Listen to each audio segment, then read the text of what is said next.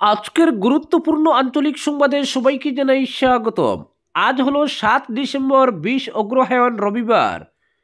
আজকের সকালের বরাক উপত্যকা তথা আসামের গুরুত্বপূর্ণ বিশেষ বিশেষ খবর হলো: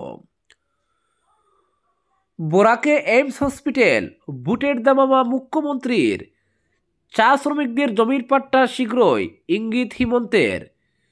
শিলচর ফ্লাইওভার জনতার কোর্টে বল, 1 জানুয়ারি অরুণোদয়, সুবিধা প্রাপকদের জন্য থাকছে বিশেষ ধামাকা, 26-এ বিজেপির প্রত্যাবর্তনের দাবি। বিজেপিকে ভোট দিন, উদ্যমিতার চেক দিয়ে মহিলাদের আহ্বান হিমন্তের। এলিভেটেড করিডোর, বিতর্ক বিবাদে জড়াবে না সরকার। অগপ বিশ্বস্ত বন্ধু, 126টি কেন্দ্রেই লড়বে এনডিএ, বললেন দিলীপ শইকিয়া।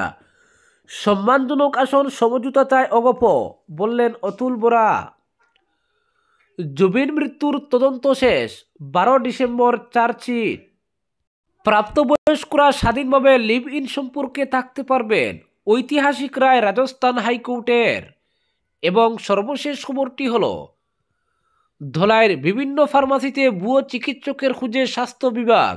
এবারে শুনুন বিস্তারিত খবর। বরাক উপত্যকায় হচ্ছে এইমস হসপিটাল।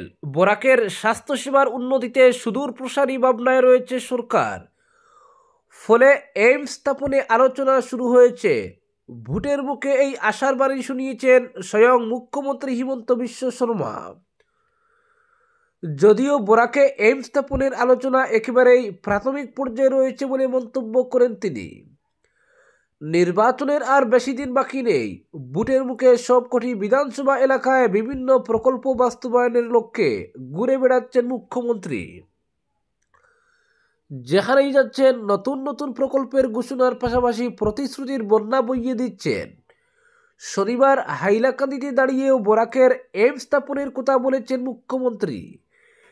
তিনি বলেছেন, এইমস স্থাপনের বিষয়টি নিয়ে আলোচনা প্রাথমিক পর্যায়ে চললেও অদূর ভবিষ্যতে বরাকে তা নির্মিত হবে। এতে এই উপত্যকা স্বাস্থ্যক্ষেত্রে অতিক্রম করবে নতুন মাইল ফলক। বেশ কয়েকদিন থেকে এই উপত্যকায় এইমস স্থাপনের দাবি জোরালো হচ্ছে। এই দাবির বিষয়টি জানা রয়েছে খুদ মুখ্যমন্ত্রীরও। এমনকি মন্ত্রী কৃষ্ণেন্দু পাল ইতিমধ্যে সংশ্লিষ্ট মহলে এ নিয়ে আলোচনা করেছেন, সেটাও জানেন মুখ্যমন্ত্রী। তাই তিনি বলে দিয়েছেন, যদিও আলোচনা একেবারেই প্রাথমিক পর্যায়ে, তবে ভবিষ্যৎ পরিকল্পনায় আলোচনা শুরু হয়েছে। তিনি জানালেন, মন্ত্রী কৃষ্ণেন্দু পাল তার নির্বাচনী এলাকা পাতারকান্দিতে এইমস স্থাপনের সুপারিশ করেছেন। তবে সরকার যেখানেই উপযুক্ত জমি পাবে সেখানেই প্রকল্প বাস্তবায়নের চিন্তাভাবনা করবে বলে মন্তব্য করেন মুখ্যমন্ত্রী। হিমন্ত বিশ্ব শর্মার কথায়, এইমস স্থাপনের জন্য ন্যূনতম 1200 বিঘা জমির প্রয়োজন। ফলে এই বিশাল প্রকল্পটি বাস্তবায়ন করতে হলে উপযুক্ত জমির খোঁজ করতে হবে, উপত্যকায় বের করতে হবে উপযুক্ত জায়গা। সেই বিষয়গুলো নিয়ে প্রাথমিক পর্যায়ে আলোচনা চলছে, ধীরে ধীরে আলোচনা এগোবে। মুখ্যমন্ত্রী বুঝিয়ে দিয়েছেন, কৃষ্ণেন্দু পাল পাতারকান্দিতে এইমস স্থাপনের সুপারিশ করলেও তা হচ্ছে না। বরাকের যে কোনো অঞ্চলে উপযুক্ত স্থান বের হলেই এই বিশাল স্বাস্থ্য প্রতিষ্ঠান নির্মাণের দিকে এগোবে সরকার। তবে বিষয়টি সময় সাপেক্ষ বলে মন্তব্য করেছেন মুখ্যমন্ত্রী।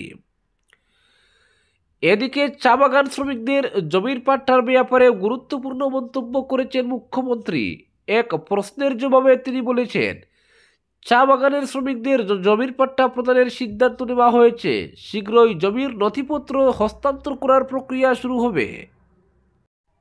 পরবর্তী খবরটি হল, 26-এর বিধানসভা ভোটকে সামনে রেখে মাঘ বিহুর আগেই এনডিএর শরিক দলগুলির সঙ্গে আসন সমঝোতা চূড়ান্ত করার কথা বলেছেন মুখ্যমন্ত্রী। তাই অগপ বিজেপির আসন সমঝোতা নিয়ে জল্পনা শুরু হয়েছে। বিজেপি এবার কতটি কেন্দ্র ছেড়ে দেবে অগপকে, সেটাই আলোচনার বিষয়। তবে প্রদেশ বিজেপি সভাপতি দিলীপ শইকিয়ার দাবি, আসন সমঝোতা নিয়ে আনুষ্ঠানিক আলোচনা এখনো শুরু হয়নি। অগপ সভাপতি অতুল বরা অবশ্য সম্মানজনক সমঝোতার দাবি করেছেন। এপ্রিলের গোড়ায় বিধানসভা ভোট হলেও মাঘ বিহু মানে 15 জানুয়ারির মধ্যে শরিক দলগুলির সঙ্গে আসন সমঝোতা সেরে নিতে চাইছে বিজেপি। অগপ ছাড়া বিপিএফ, গণশক্তি, রাভা যৌথ মঞ্চের সঙ্গে বিজেপির আসন সমঝোতা হবে। তবে বিজেপি সূত্রে খবর, আসন সমঝোতা নিয়ে অগপর সঙ্গে অনানুষ্ঠানিক আলোচনা চলছে। ভেতরে ভেতরে নিজেদের মধ্যে বিভিন্ন কেন্দ্র নিয়ে ঐক্যমত্য জোটানোর চেষ্টা করা হচ্ছে। পরে আনুষ্ঠানিক আলোচনার মাধ্যমে শুধু ঘোষণাই বাকি থাকবে। অগপর সঙ্গে আসন ভাগাভাগি নিয়ে মুখ্যমন্ত্রীর পর প্রদেশ বিজেপি সভাপতি দিলীপ শইকিয়া শনিবার বলেন, অগপ বিজেপি আমরা সকলে এনডিএতে রয়েছি, এনডিএতে থাকব। বিহারের বুটে বিশাল সাফল্য পেয়েছে এনডিএ। অভিন্ন ন্যূনতম কর্মসূচি নিয়ে এগোনোর ফল দেখেছেন সকলে। আসামের বুটেও এর ব্যতিক্রম হবে না। বিহার মডেলের সাফল্য আসামেও প্রয়োগ করা হবে। তাছাড়া অগপ আমাদের পুরনো এবং বিশ্বস্ত বন্ধু। আসন বন্টন নিয়ে আনুষ্ঠানিক আলোচনা হয়নি এখনো, এতে কিছুটা সময় লাগবে। দিলীপ জানান, অগপর সঙ্গে অনানুষ্ঠানিক কথা হচ্ছে আসন নিয়ে। তাদেরও কোনো অসুবিধা নেই, আমাদেরও অসুবিধা নেই। দুই দল নিজেদের মতো করে সাংগঠনিক শক্তি বৃদ্ধি করার প্রয়াস নিচ্ছে।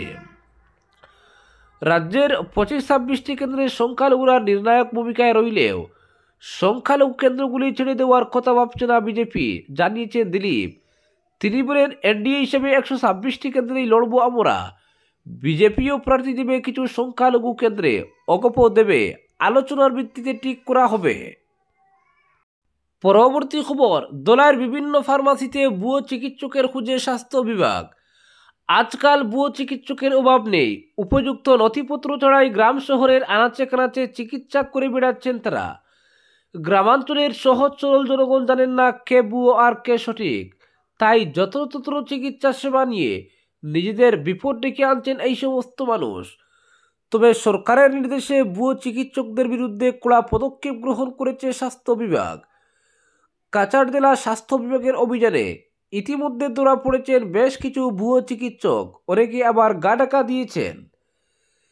এদিকে শনিবার কাছাড় জেলা স্বাস্থ্য বিভাগ কার্যালয়ের জয়েন্ট ডিরেক্টরের নির্দেশে জেলা nodal officer doctor Shrimai Sikdar, সহকারী আধিকারিক সৈকত চক্রবর্তী, ভাগাবাজার মেডিকেল সাব সেন্টারের ইনচার্জ সেরাবুদ্দিন আহমেদ দোলাইয়ের বিভিন্ন ওষুধের দোকানে ভুয়ো চিকিৎসকের খুঁজে অভিযান চালান। এদিন বাগার মণিপুরি মার্কেটের হেলথ কেয়ার মেডিকলস, পুনিখালের নমিতা মেডিকেল হল এবং চান্ডিগড়ের একটি ঔষধের দোকানে অভিযান চালান তারা। এদিন স্বাস্থ্য বিভাগের আধিকারিকরা দেখতে পান কিছু ঔষধের দোকানের পেছনে রীতিমতো নার্সিং হোম চলছে। রয়েছে সারি সারি বেড, অক্সিজেন সিলিন্ডার, অনেক রোগীকে দেওয়া হচ্ছে স্যালাইন। কিছু কিছু ঔষধের দোকানে উপযুক্ত চিকিৎসক ছাড়াই চলছে রোগীর চিকিৎসা। এছাড়াও ঔষধের দোকানগুলোতে বিভিন্ন অনিয়ম ধরা পড়ে স্বাস্থ্য বিভাগের আধিকারিকদের কাছে। উপযুক্ত চিকিৎসক ছাড়া রোগীদের চিকিৎসা সেবা প্রদান থেকে বিরত থাকার জন্য ঔষধের দোকানিদের এদিন কড়া নির্দেশ দেন স্বাস্থ্য বিভাগের আধিকারিকরা। পরবর্তী খবর, হাইলাকান্দিতে মহিলা উদ্যমিতা প্রকল্পের চেক বন্টন অনুষ্ঠানে 2026 সালের বিধানসভা ভোটের রণডঙ্কা বাজালেন রাজ্যের মুখ্যমন্ত্রী হিমন্ত বিশ্ব শর্মা। শনিবার হাইলাকান্দি রবীন্দ্র মেলার মাঠে প্রায় 17,000-এর অধিক মহিলার উপস্থিতিতে অনুষ্ঠিত সভাকে বিধানসভা ভোটের প্রাক মহড়া হিসেবে অত্যন্ত সচেতনভাবে কাজে লাগান তিনি।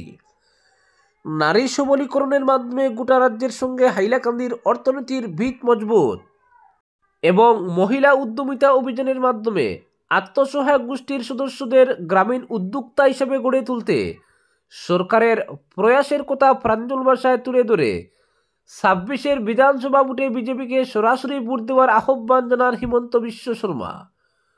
সঙ্গে এও বলেন, কংগ্রেসকে ভোট দিলে শুধু জুটবে লুঙ্গি ধুতি। এদিন হিমন্তের বিজেপিকে ভোটদানের আহ্বানে প্রত্যাশিত সাড়া মেলে। তাই ভোটের মুখে কল্পতরু মুখ্যমন্ত্রী এদিন এখানেই থেমে থাকেননি। জেলার 1774 মহিলার হাতে 10,000 টাকার চেক তুলে দেওয়ার অনুষ্ঠানে হিমন্ত বিশ্ব শর্মা জানান, ফেসবুক লাইভে নজর রাখবেন। 1 জানুয়ারি অরুণোদয় সুবিধা প্রাপকদের জন্য রয়েছে বিশেষ ধামাকা। এছাড়া নতুন বছরের শুরুতে ন্যায্য মূল্যের দোকানের অধীনে বন্টন করা চিনি, ডাল ও লবণের মূল্য 116 টাকা থেকে কমিয়ে 100 টাকা করা হবে। ছাত্রীদের জন্য নির্ধারিত নিযুত মহিনা প্রকল্পের ধাঁচে ছাত্রদের জন্য নতুন প্রকল্প গ্রহণ করা হবে। পরে সাংবাদিকদের সঙ্গে কথা বলতে গিয়ে হিমন্ত বিশ্ব শর্মা দৃঢ়তার সঙ্গে জানান, 2026 সালে রাজ্যে ফের বিজেপি ক্ষমতায় আসছে, তবে কত আসন পাবে সে বিষয়টি এদিন তিনি অবশ্য খুলসা করতে চাননি। পাশাপাশি হাইলাকান্দির উন্নয়নে গুচ্ছ প্রকল্পের কথা শোনান। মুখ্যমন্ত্রী বলেন, হাইলাকান্দি এসকে রায় সিভিল হাসপাতালে এমআরআই মেশিন বসানো হবে।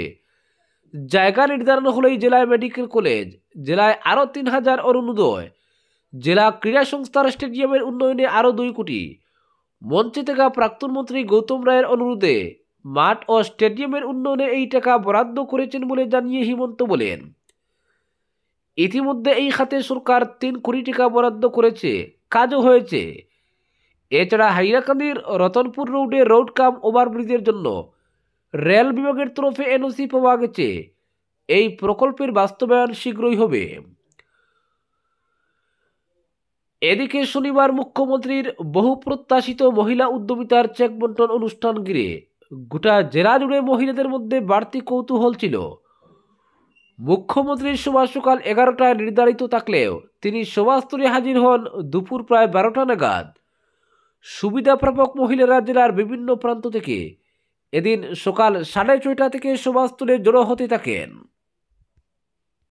পরবর্তী খবর, শিলচরের প্রস্তাবিত এলিভেটেড করিডোর নির্মাণ নিয়ে জল্পনা বিরোধিতা ও দড়ি টানাটানির মধ্যেই জনগণের কোর্টে বল টেললেন মুখ্যমন্ত্রী হিমন্ত বিশ্ব শর্মা। শনিবার কাছাড় জেলায় দাঁড়িয়েই তিনি শিলচরে এলিভেটেড করিডোরের বিষয়টি নিয়ে বিতর্কে না যাওয়ার কথা স্পষ্ট করে দেন।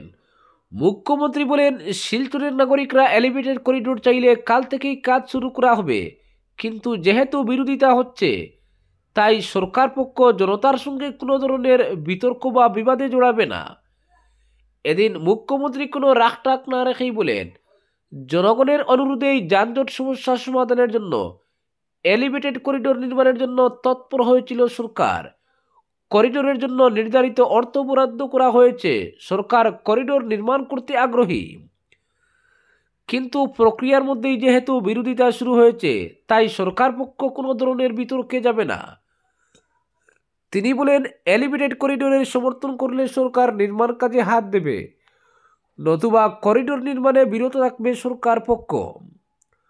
প্রসঙ্গত, শিলচরের ট্রাঙ্ক রোড থেকে হাইলাকান্দি রোড পর্যন্ত ভায়া সেন্ট্রাল রোড এলিভেটেড করিডোর নির্মাণের প্রক্রিয়া বহুদূর এগিয়ে যাওয়ার পরই কয়েকটি ব্যবসায়ী সংগঠন তাদের ক্ষয়ক্ষতির বিষয়টি তুলে ধরে এর গতিপথ পাল্টে বিকল্প রোডম্যাপের দাবি তুলেছিল।